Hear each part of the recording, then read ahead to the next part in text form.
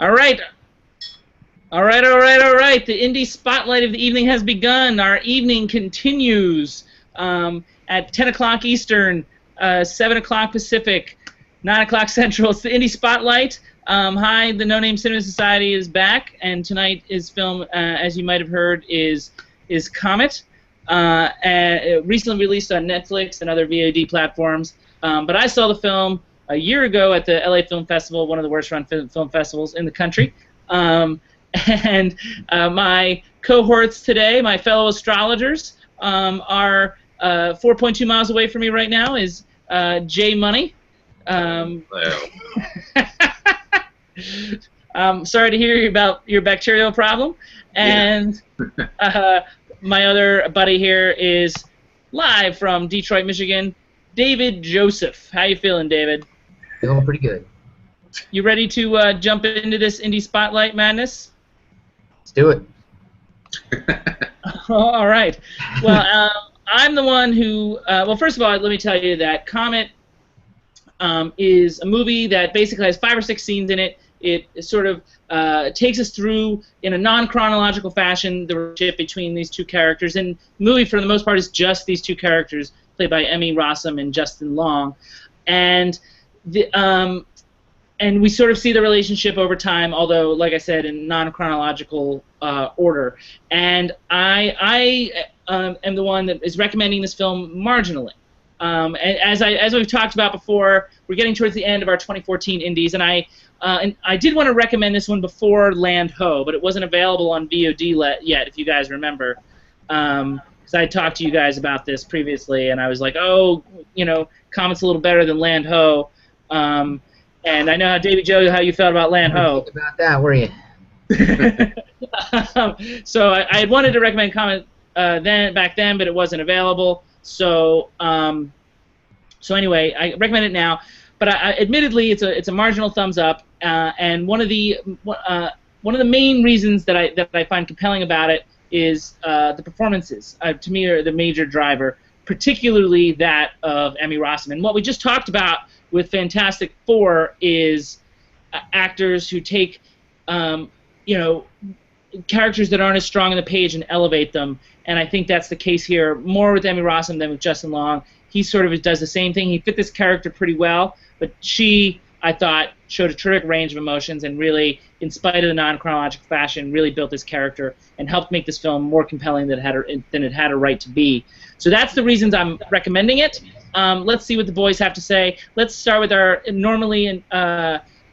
He hates these indies. Let's start with Davey Joe. I liked it. No, it's a good movie. I thought I thought the dialogue was captivating, and I thought that the two main performances were great. Especially, I'm sorry, I'm blanking on the actress's name. Emmy Rossum. She was great because I feel like she had the harder role of the two. I think he had the snappier lines, and he was a little more of the eccentric character. So he kind of had. I think in many ways that's an easier role. And for her to play off him as well as she did, I thought was really impressive. Did you hear me? Did you hear me like in my whole opening, like talk about her? Yes. Okay, and you still forgot her name? Yeah. Well, I mean, I'll forget it again before this is over. But okay. Let's see if Jay Money can remember it. Jay Money, what did you think? I don't know. There were two people in this movie. I don't know what their names were. They were kind of cool. I liked it. I liked this movie. I would recommend it. Let's say that. I think it's not gonna rise to the top necessarily for me this year, but I think it was definitely worth watching. I think it was an enjoyable movie. You texted me while watching it because you recognized the location that I'm famous for. I have to assume that this movie is basically about you ultimately. I mean, I have to assume that here is pretty much what happens to you on any given night in LA. So for these two characters, and this is the opening scene, so I'm not really giving anything away, but they meet in the Hollywood Forever Cemetery, which I mentioned just last week because I take a group there every once in a while to see classic films, and I took them to see Vertigo last week, which was our classic film for discussion last week. Mm-hmm. So J Money knew I went to the cemetery and just assumed that Justin Long was based on me somehow. Well, If only. It's fascinating to see the process. I mean, I also it's interesting always to see how other outdoor film festivals work. Because, I mean, regardless of the fact that I've never been able to join you for the Bryant Park one, JB, I have been to other outdoor films in New York City. So I know that there's always, like, a crowd. Lie. It's a lie. Awkward conversation. There's always some sort of rush. Someday I'll get to Bryant Park, I promise. But not Monday. Just not this Monday. Just out there. Hey guys, I'm killing myself sitting Indian style, so I'm switching it up a little bit. I apologize. I'm throwing you off. You look confident. So it seems like we're mostly in agreement. I also, I mean, like, I have mixed feelings about the screenplay. Oh, let me just start. J Money, would you also, like, you said, your thumbs up, but it seems like you're equally a marginally thumbs up. Like it is. I think I'm more than you. I might be on the same level as Davey Joe, because I think I would. You liked it more than me? I think I'm possibly. I don't think I would say I liked it marginally. I would say I liked it. I think that it had flaws. I think it had problems, but I think ultimately, I enjoyed the movie. Ultimately, you know, it wasn't like I sat there and at the end of it thought, yeah, that's passable. But at the end of it, I was like, yeah, okay, I'm on board with this.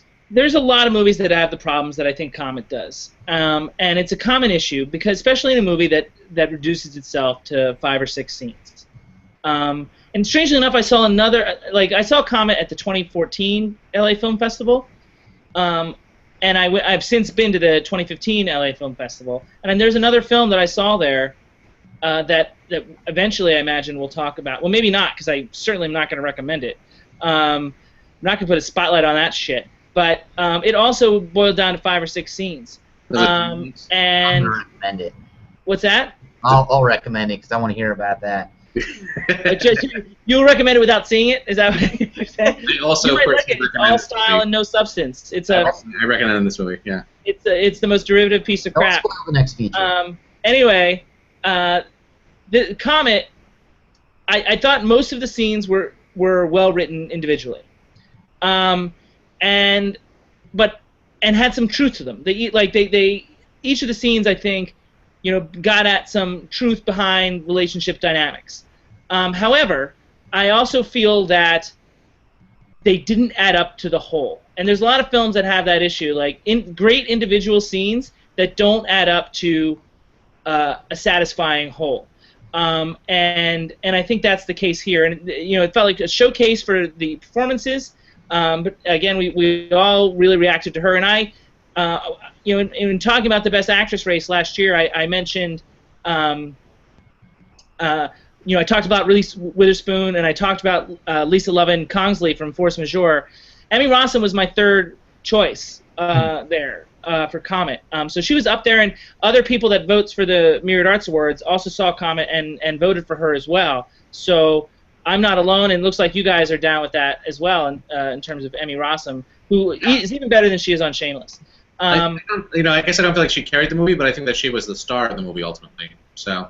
Well, I mean, I agree with Davey. She had the more complex character, and she certainly revealed more complexities of the character. The other issue I had with the film is sometimes I felt like it got a little too cute for its own good. Yeah, I absolutely agree with that. Some of the special effects stuff were forced. Some of the symbolism was a little forced. Yeah. Sorry, go ahead. Well, for me, I guess I just I kind of said, well, this is a relatively freshman effort by this director/writer. Yeah. So I guess I felt like I could kind of forgive some of the heavy-handedness to it because I thought they were trying for something. They definitely had a very specific point of view.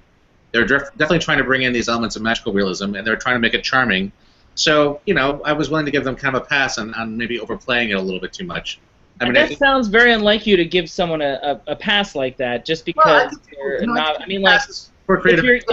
But I mean, like, screen time is valuable. I mean, like, I don't think.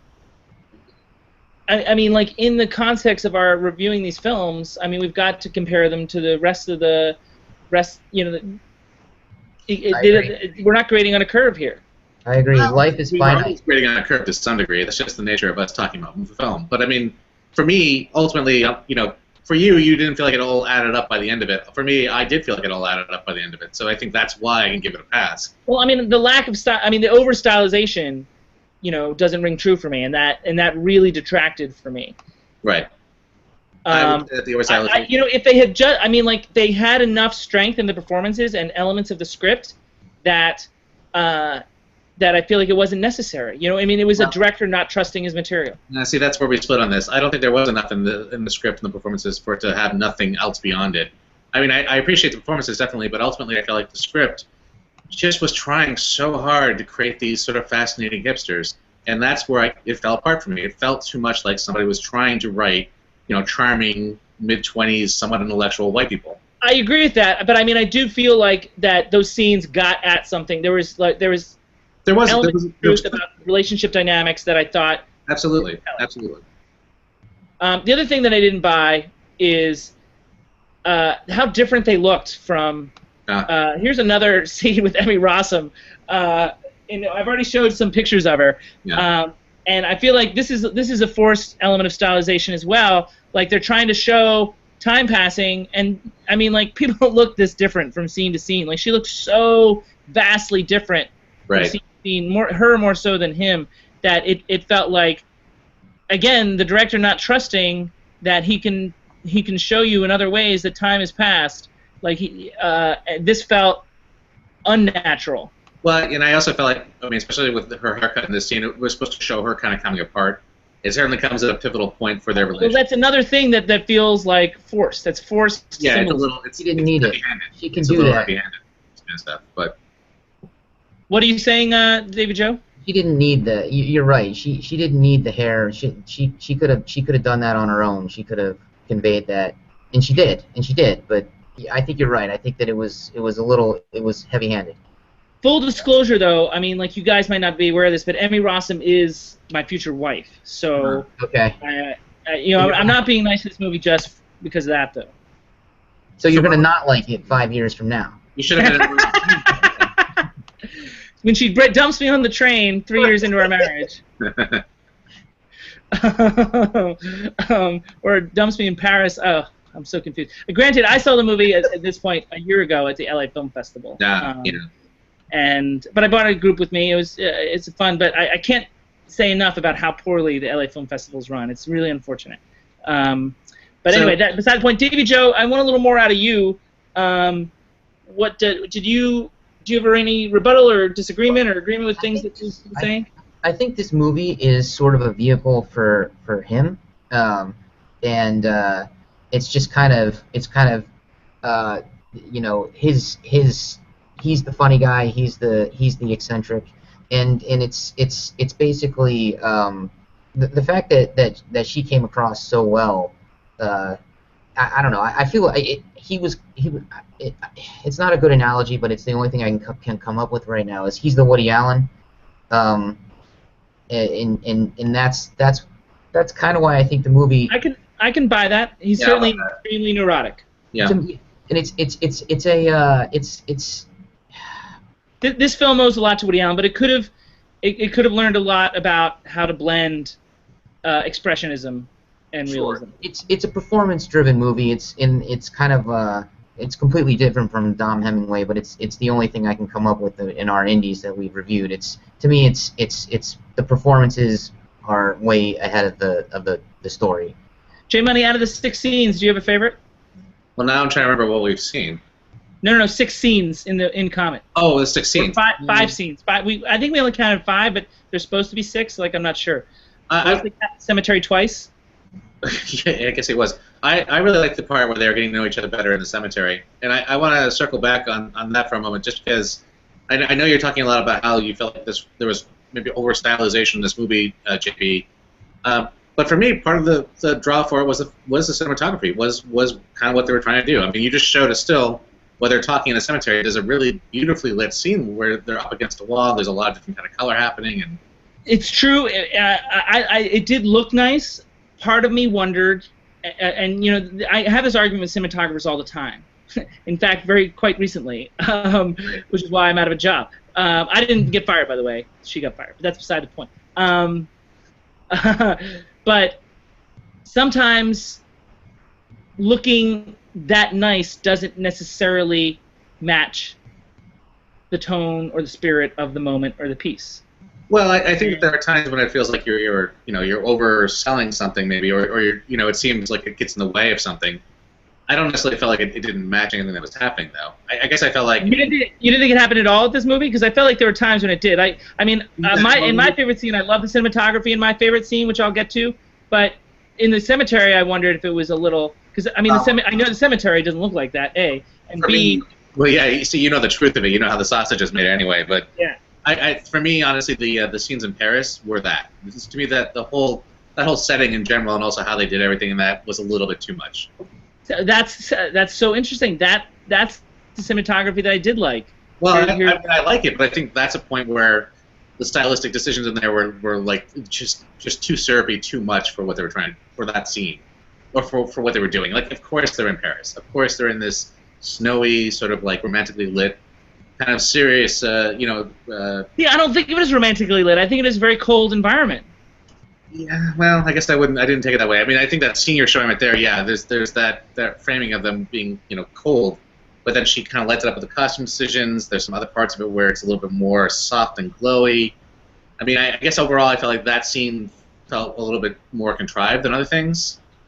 That's so interesting. That's my favorite. This is my favorite scene. This is the really scene that grabbed me. I'm talking purely stylistically here now. I don't necessarily have a problem with the scenes, just in general. I'm just saying in terms of if you're looking purely across the board at what was decided on from the visual point of view. To me, that one stuck out as being a little bit too much. Partly. I can tell you my least favorite scene was the finale. Yeah. That's where it really got heavy-handed. But Davy Joe, are you a tiebreaker, or do you have a third scene altogether that's your favorite? The cemetery is my favorite. Oh, you are the tiebreaker. I hate tiebreaker. Nice. Do you want to explain again why? I just thought I thought the dialogue and his breaking her down was I enjoyed it. I was taken with the way he won her over. You wanted to date him, didn't you? No, I did want to date her. I don't want you to get upset. Because funny, he's so persuasive that he could have been arrested in some scenarios. Yeah. But I mean, it's interesting in that scene that he was borderline annoying. I had mixed feelings about that. And that's what I'm talking about. Is this film doesn't? I'm shaking the surface I'm on. Is it doesn't add up to a cohesive whole. I said it doesn't add up to a cohesive whole. Ah. Okay. Did we lose J Money altogether? His voice? Hello? There he is. There he is. Yeah. I saw your mouth moving and nothing coming out. Dave, did you hear him? Yeah, he's playing with you, man. Oh, I see. Okay. So do you guys do you remember the trivia question that went on our Facebook page? Yeah. Did you look up the answer? Yes. Oh, shoot. Davy Joe, did you? No. The trivia question was that one of the stars of Comet, got her first role in the role of an Appalachian orphan who can sing real good in a indie film from 2000. I assume you have not seen the film. No, I have not. Have you? It's a great film, and she actually was nominated for an Indie Spirit Award, Best Supporting Actress. Of course, we're talking about Emmy Rossum, and the film is 2000. I should have gotten a still of it. I didn't think about that. But the film is called Songcatcher, with Janet McTeer and Aidan Quinn. Huh. And it's a really good film. Highly recommend Songcatcher. It's it's not something we could be in Indie Spotlight for, because it's from so long ago. But hey, pretty soon it could possibly be a classic movie of the week. Yeah. Give enough time. I mean, honestly, I would be curious to watch it just now based on the performance that she gave in this movie. I mean, that to me was the motivating factor. It's weird because she's so young. Like she's jailbait in that movie. She's like, I think she's actually like 15 or so. But I mean, I think she's supposed to play an 11 or 12-year-old. But I mean, Emmy Rossum, if you've seen Phantom of the Opera, no, she actually started as a singer. So this whole segue to acting is sort of a different thing. I mean, I appreciate looking up what the answer was, because I also found out that she was in Dragon Ball Z, the movie, which I find infinitely funny in and of itself. I have to go check that out now, too, Okay. Yes. Well, are you guys Shameless fans? Of Emmy Rossum? It's too early to tell. No, Shameless. Oh, fans of the movie, of the show Shameless? I don't watch it regularly, but I like it. I regret to inform you that I've never seen it. I think you'd like it, Okay. Davy Let's Joe. Yeah, I think he lives it. Just I don't understand that reference in case of Drunk Davie, but anyway, what are you drinking tonight, J Money? Out of curiosity. Just gin. I mean, it's the summer months. You got to stay clear. It's straight gin? There's ice in it. And gin on the rocks. Gin on the rocks. Davy Joe, he stole your tonic there. What kind of gin are you drinking? What's that? What kind of gin is it? I'm drinking St. George, the terroir. Here we go. You should have saved that for when we did Henry V as a classic. It's good. Anyway, I don't have. Do you guys have anything else to say about Comet? It's interesting because I was telling you earlier before we even started the broadcast. I hadn't heard about it until you brought it up, and then I mentioned it to some people this weekend, and everybody had sort of heard of it because they had come across the promotion for it on Netflix. So I'm happy that I think it'll finally get maybe some more, promotion. I think it'll be good that it might get a lot more viewership now because I think it is a movie worth seeing. I would definitely recommend anyone, especially who has Netflix already, to just go ahead and click on it and see how they think. It's not saying much, but out of all the American films that I've seen at the LA Film Festival, it's the in-competition films. It's by far the best, but that's not saying that terribly much. But the foreign films that I see at the LA Film Festival have been really, really strong. Yeah. And unfortunately, I couldn't recommend them because they're unavailable right now. Yeah. But I've talked with these guys about them, and they couldn't find them available to anybody. There's no point in us recommending them to you if you can't watch them. So anyway, that's that. And then the film that I saw this year is actually won the festival, the foreign film that I saw. Interestingly enough, which has a very similar plot line to The Hunt. That's all I'll say. And in terms of next week's indie, I don't know much about it because I'm not recommending next week's indie. Davy Joe is. He has a recommendation for us, and he's going to share with us next week. So, Davy Joe, you probably got to come up with the trivia too over the course of the weekend. That's right. Yeah. And that indie we think is going to be on August 31st or somewhere shortly thereafter. Tune into our Facebook page for more information, and also stay tuned for the trivia questions. No one got the indie trivia question right, but someone did get the classic trivia question right, which is a good segue to me letting you know that our classic movie of the week discussion is up next. We're going to be talking about Dirty Harry from 1971, so that'll be really exciting to get into that. Look at J Money already; he's getting pumped. Don Siegel on display, and that is going to happen about 7 minutes from now, 10:30 Eastern, 7:30 Pacific. Man, guys, like I'm usually on the West Coast, and when I was in the East Coast, we started early. These late nights, it feels so strange to still be talking to you guys. Welcome to our world. Yeah, well, I guess so. Jesus. Yeah. Anyway, 7 minutes, classic movie of the week, Dirty Harry. Stay tuned. You guys seem to love our classic movie discussions, and this should be a doozy. We'll see you then.